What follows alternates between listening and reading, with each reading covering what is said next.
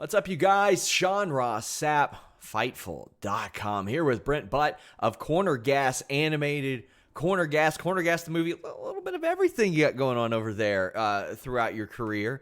But we've got a bit of a wrestling connection with Corner Gas Animated. Lance Storm, Bret Hart, soon Trish Stratus will appear on the show. Brent, how you doing? Doing all right. How are you? I'm doing great. I mentioned I got to see the episode in question ahead of time. It was Lance Storm portraying Lance Fury, a gardening enthusiast after his wrestling career. Where did the motivation for this come from?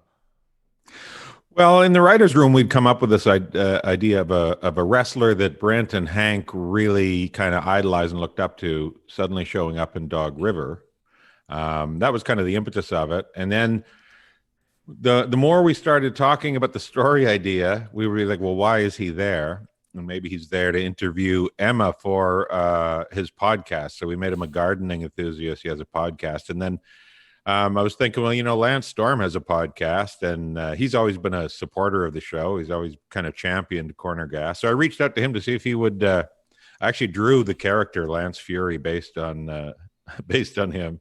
Very sour, stern-looking wrestler holding a microphone, and he was keen. He said he would be. He'd love to play the part. So it kind of went from there. He told me that he actually tried to get on the live action show back in the day. He didn't try very hard then. He said, yeah, that's what he said. He said he tried to get on the live action version that he was a fan for a very long time. But also told us a story that when he had to emulate some of the grunts, so to speak, he was just like, will you just hit me, Brent? Yeah, I don't know why he thought that would happen. Like I don't know if he really thought I'd go, yeah, sure. I'll just drop an elbow across your jaw. No problem. Like you're being hired to act. Come on. You got to make believe. Give us a little pretend. Yeah. And ultimately, they do that lots. They know how to grunt and groan and moan, right? I would assume. I mean, he told me that he also had to go into voiceover to solely do grunts and groans for a video game one time. Like for each time that he got hit there. That was the extent of his voiceover experience before this. How do you feel like he adapted, as he was the focal point of this show?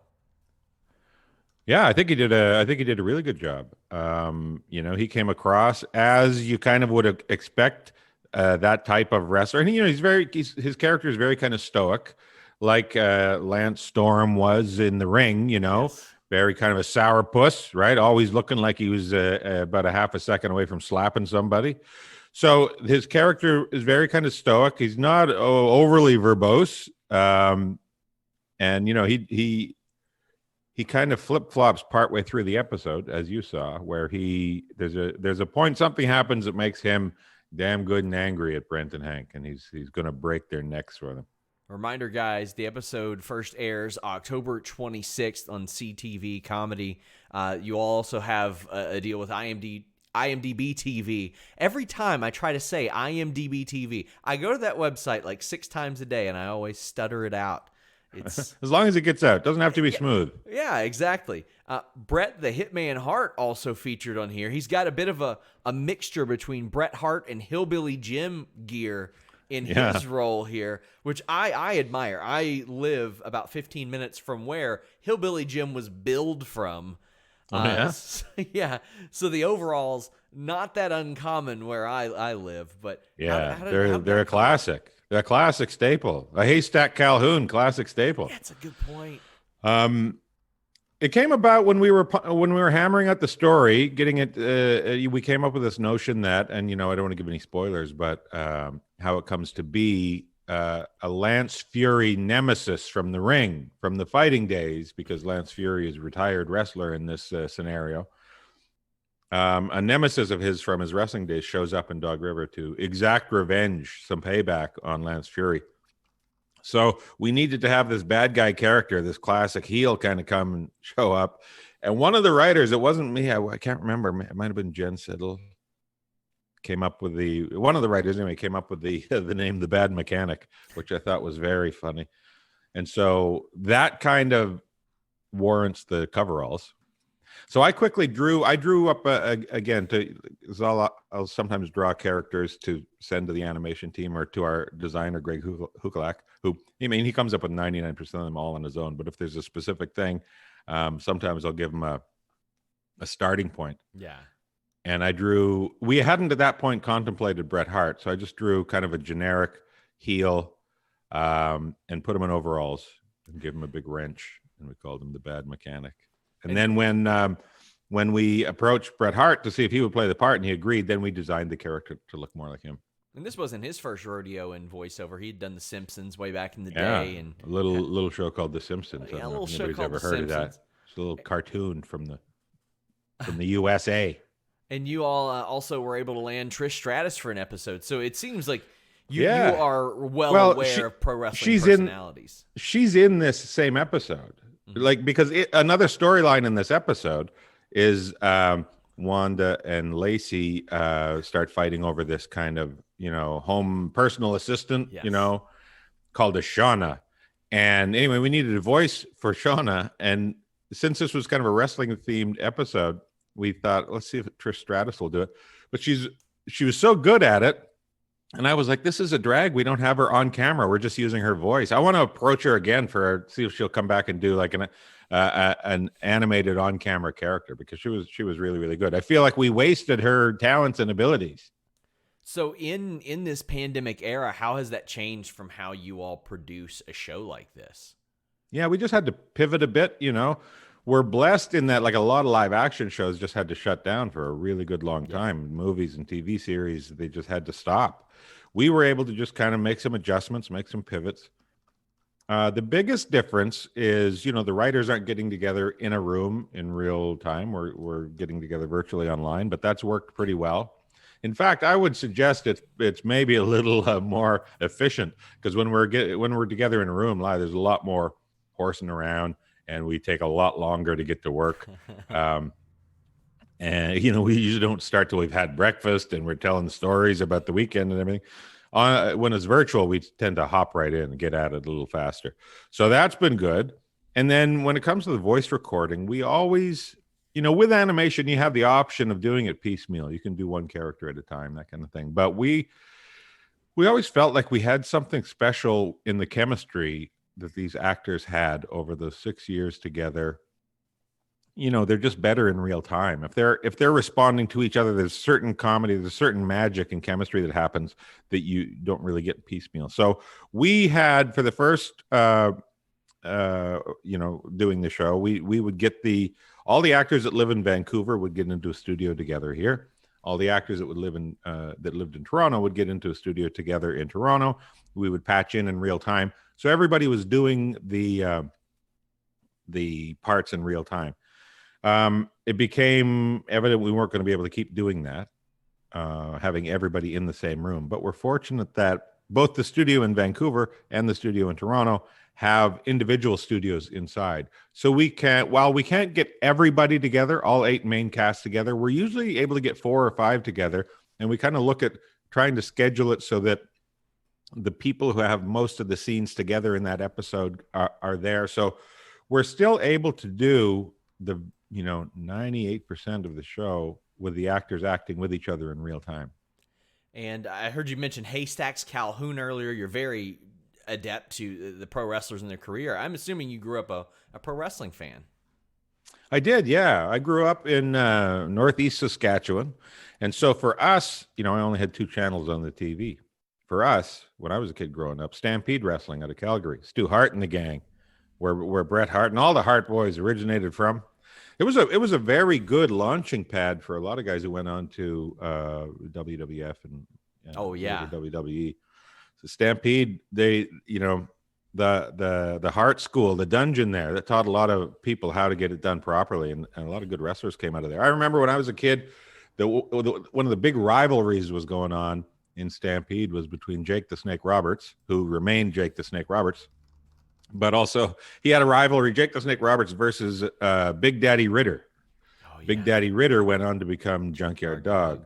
But it was like a pimp character, Big Daddy Ritter. He had like flashy suit and a big crazy Panama hat, That was the big rivalry. Yeah, but so Did you ever like when you saw a lot of those guys end up in WWF, did you ever transition over to that, or were you kind of past that then? No, I mean in the 80s I absolutely watched WWF and watched, like the Hulk Hogan era was kind of, I was involved in that era. I was watching that on a pretty regular basis.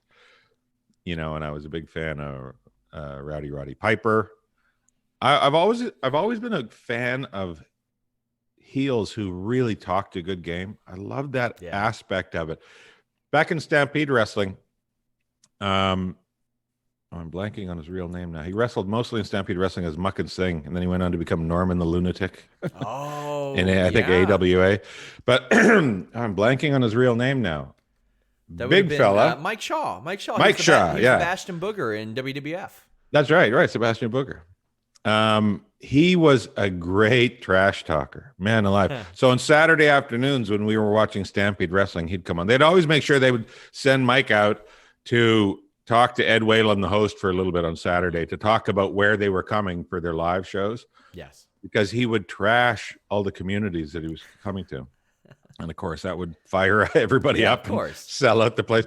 So he was great. And he would always refer to anytime they were coming to Saskatchewan, where I was, he would always say, coming out to entertain some beer-bellied sharecroppers in Saskatchewan. These stupid beer-bellied sharecroppers. A lot of people that grew up in the 90s would be surprised to hear that Mike Shaw, Bash and Booger, was so good at promos, but he was. I mean, he was fantastic. He was one of the best trash talkers. And Ed Whalen, the host, who was quite a sharp guy himself, Mike Shaw was about the only guy who could compete with him going back and forth, like trash talking back and forth. Mike Shaw was fantastic. I always thought it was such a when they came up with that, I think it was a short-lived character, the Norman the Lunatic character. He had the teddy bear, and he was like from an insane asylum. And anyway, he couldn't talk.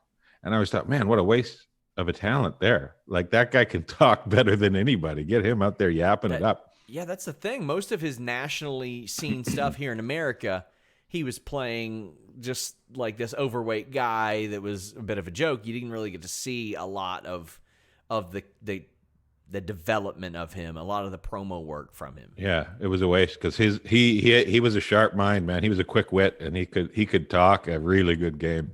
How do you think he would do at gardening? I don't think he'd be into it. I'll be honest with you. I don't think he would enjoy the bending over that's involved. All the squatting. I don't think he's built for that. He probably doesn't have a plant-based diet. No, I don't think so. But he's everybody's got their special gifts. Everybody's got their own talents, their wheelhouse. I don't think gardening would be for Mike Shaw. Well, I think it's safe to say Corner Gas is your wheelhouse. You've had the live action series. You got the animated series. People can check it out. CTV Comedy, October 26th. Let the people know where they can follow you. Let the people know anything else about Corner Gas Animated. Yeah, I mean, if you ever want to stay in the loop of what I'm doing or what the show is doing, it's just best to follow me on Twitter or Instagram at Brent Butt. It's Brent with an N, not Brett. Brent. Sometimes you get mixed up. People talking Bret the Hitman Hart, and the next thing they're searching for Brett Butt. Anyway, Brent Butt on Instagram and Twitter. I'm pretty sure there are some Google options for that, knowing the internet. And I also, if you're a YouTube person, I have a YouTube channel where I do a lot of, because I do stand-up comedy too, so I shoot videos from being on the road, as well as behind-the-scenes stuff, and just anything else that comes up. And that's at the Butt Pod, because I still have, but I'm not very active on it anymore. I used to have a podcast called The Butt Pod, where I would interview other comedians, and we would talk about the business and just have some laughs. And it's still something that I want to keep going. It's just the production of the TV show has made it so that it's difficult to do. But when I started that podcast, I thought I should have a video channel as well. So I started the YouTube channel called The Butt Pod. And what I found was the podcast was difficult because I always had to schedule a guest, and it was difficult to sync up schedules and all that kind of thing.